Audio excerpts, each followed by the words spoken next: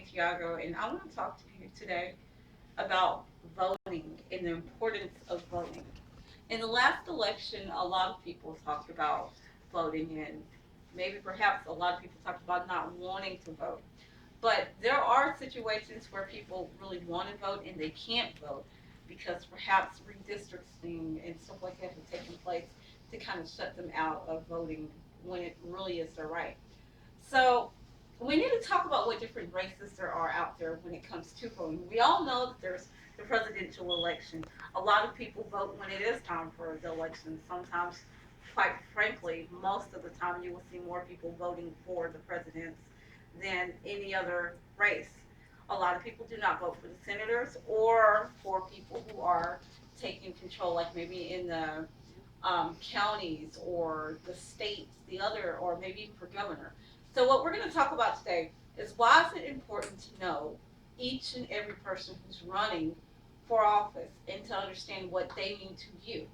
Now, in the first election when President Obama ran against McCain, a lot of people did not know much about Obama. A lot of people, unfortunately, only knew the fact that he was African American. And honestly, that's not a good reason to vote for a person. Rather, you're white, black, Republican, Democrat. Here's the big thing when it comes to voting. You want to make sure you're voting for the best candidate because they share your views. Myself, I'm an independent, which pretty much means I can go either way.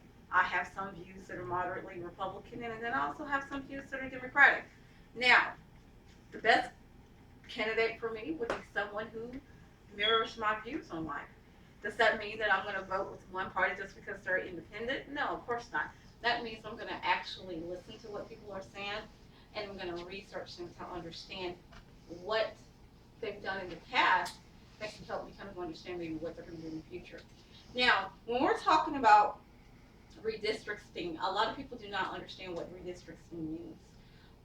Basically, you have a map of districts within a city or within a county, and these districts stand for certain things. Now, it gets a little foggy when perhaps you have a redistrict situation take place and cut off half of that district that used to maybe be Democratic to throw them into another district that's heavily Republican to kind of change the way of the voting process. Right now, Texas is having a situation where they are actually trying to repeal and fight against something that happened in 2011 because of redistricting and how it affected the African American and the Hispanic race. Now, you can read more about that at www.publicmapping.org, or you can also read about the Texas Redistricting .org enforce voting rights, because these are going to tell you kind of how redistricting plays a very important role when it comes to how we're going to vote, who are we going to vote for.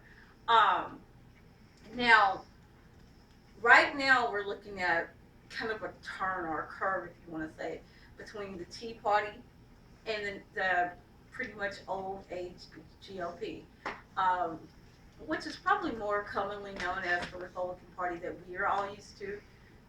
They're not exactly who they used to be, which they started out as the Whigs. Everybody pretty much knows in history. They were the people who were actually fighting for the rights of slaves, the Republican Party. Now, however, as it may be, the Republicans have turned a new chapter in their book, and they're no longer fighting for the rights of minorities. They're kind of fighting for the rights of rich people. Some would think. Nowadays, you have the Tea Party. The Tea Party is trying to kind of set themselves aside from the Republicans that we know from all pretty much the 30 or 40 years prior to. And these Tea Party Republicans are quite different because they're ultra conservative. Now, I know a lot of people, when they hear things like ultra conservative, conservative, moderate, what does that mean? A lot of people do not know what those terms mean. Basically, when you have someone who's ultra conservative, you have someone who pretty much has very strict religious views, and they do not vary on those religious views. So, if they believe that prayer should be in school, they're going to vote for the person who believes and does that. If they believe that abortion should be illegal, that's exactly what they're going to do. They have very, very tight rules, set of governor ideas of how things should be governed, and those ultra conservative people are the Republicans that sometimes are kind of pretty much going towards the Tea Party. Now, you also have the moderate Republicans. Moderate Republicans are people who kind of see, okay, there's not just a black and white issue. It's kind of like gray, and things happen. They're the people who understand, okay, yes, we understand that not everybody's going to be religious. Yes, we understand that there are some cases that people will have abortions on. We understand that there are some situations where people will need welfare, where people are going to need help. Now, this moderate Republican might swing Democrat. However, the ultra Republican will not swing Democratic at all because again, ultra believes basically in the very core of what they perceive to be their Republican right. Now, we also have liberals. I don't know if anyone's ever heard of the term liberal. Are you a liberal? Yes, I am liberal. Liberals, again, I'm not liberal. In the middle. But liberals are going to believe that, yes, abortion should be any woman's choice. No one has the right to take it away. You shouldn't have to go to church if you don't want to. You can be an atheist. You can be what you want to be. Liberals are very open-minded when it comes to what they believe. Now, that's not saying that anyone is right or wrong or that I'm liberal, but it's just saying that that is what's out there. When people say liberal, they believe in abortion, they believe in um, welfare, they believe that it's okay for a person to kind of just sit and really not try very hard and to get help. Now, here's where people differ. When you have, just like you have your ultra Republicans, just like you have your moderate Republicans, you also have moderate Democrats who can either go Republican or Democrat. They're kind of like the middle of the road. John McCain was actually a moderate Republican. We had a few that were actually in office who were moderate, and they have kind of been popular with both the Democratic and the Republican Party because they're kind of like in the middle of the road. I want to say Governor Chris Christie also seems to be moderate, and that's why he's so popular with not only the Republicans, but he's also popular with Democrats as well. Politics is very fascinating, but we almost understand what it means. We know about 4 or 5 months ago, Winnie Davis sat there in a town hall meeting basically with all the senators, and they were trying to get bills passed. She wore her tennis shoes for about 12 to 20 hours. I forget exactly which one it was, but she had them on for this straight 12 to 20 hour status, or it might have been a little bit longer, just so she could make sure that a certain bill would not pass. Then we know Cruz came up and did the very same thing. Senator Cruz, who's also a Tea Party Republican. So these tactics are helping, but here's the thing. You need to know who that person is and what they're about. I can sit here and tell you anything. I can say, hey, vote for me, vote for Shalandra because I'm the best candidate. But Shalandra could have something hiding in the background that you may not know. Shalandra could be getting handouts from people under the table that you would never know about. That's why it's very important that we watch who we vote for. And when it comes down to cities, when we're talking about commissioners for District 1, District 2, District 3, another thing, take a look at some of the things in your area. If we have someone that's running for a commissioner and he's been a commissioner before, stop and look at maybe some of the parks and see, okay, well, how does my city look? Does my city look like someone cares about it? Or does my city look like it's about to fall apart? There's a big difference. If you can drive down one road and see a park that's beautiful, and then you drive down another road and you see a park that's just horrible, it looks like it's about to fall apart, kind of try to find out, well, what districts are over those parks? What commissioner, what person falls over that? And then if you have a certain person that's fallen over who's running for office, you might wonder, does he really care about the people in that city? Does he really care about fixing that city? Another thing you have to think about when you're talking about city elections, county elections, is what's being offered, what's being put on the table. Are we talking about giving our firemen and our policemen more money, or are we talking about laying more people off because they don't want to pay? Recently, about maybe a month ago, I was looking on the news and I noticed that they were talking about someone from that school. I think it was pretty much from the high school. They had talked about the city, city council, $300,000 to $400,000 a year. They stated that these people were making more than the president of the United States. Now, this was on Channel 11 News.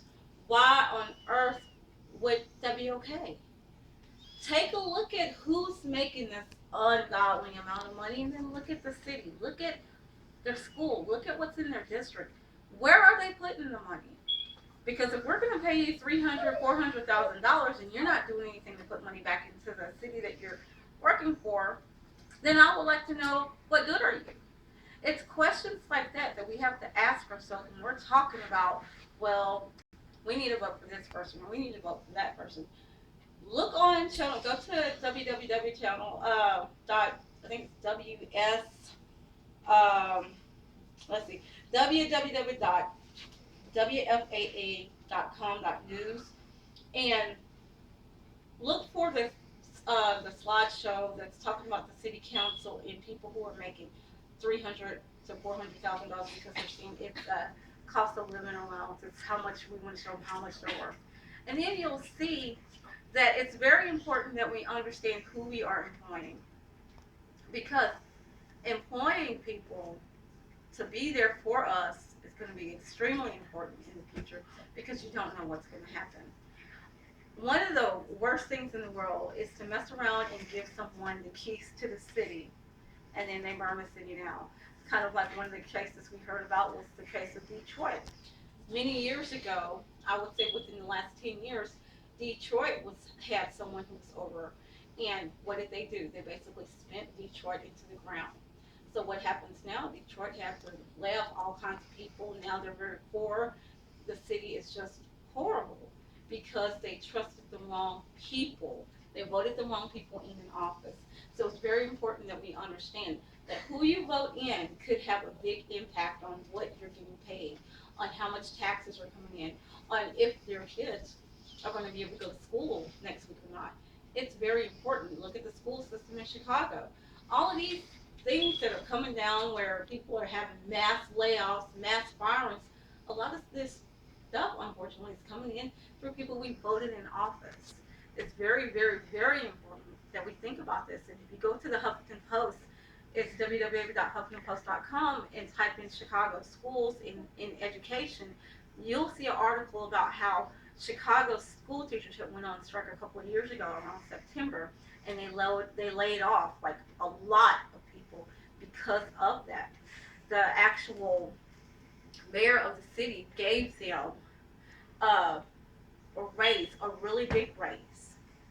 And then the next thing you know, after he gave them the really big raise, probably about 6 months later, a lot of the schools were closing. We need to understand that it's important to have someone who's going to stand by their people. They're going to stick to what they believe in, and they're not going to cave. Same thing with the President of the United States. We need someone who's going to be strong. Think about this when you're voting. Think about making sure that you're voting for people who are going to speak for you, because you may not be there at the meetings, at the town hall meetings, saying, hey, yes, by the way, my name is Shalondra Santiago and I feel this, but that's what the representative is there for. He's supposed to speak for you. He's supposed to stand up for you. He's supposed to make sure that your rights are not trampled on. And if nothing else, make sure you take the time out to learn who's running in your neighborhood. Find out. Go take a look at the parks. Go take a look at your roads. Go take a look at all the places that you need to visit to understand, does this person really have my back? Thank you and have a nice day. Bye.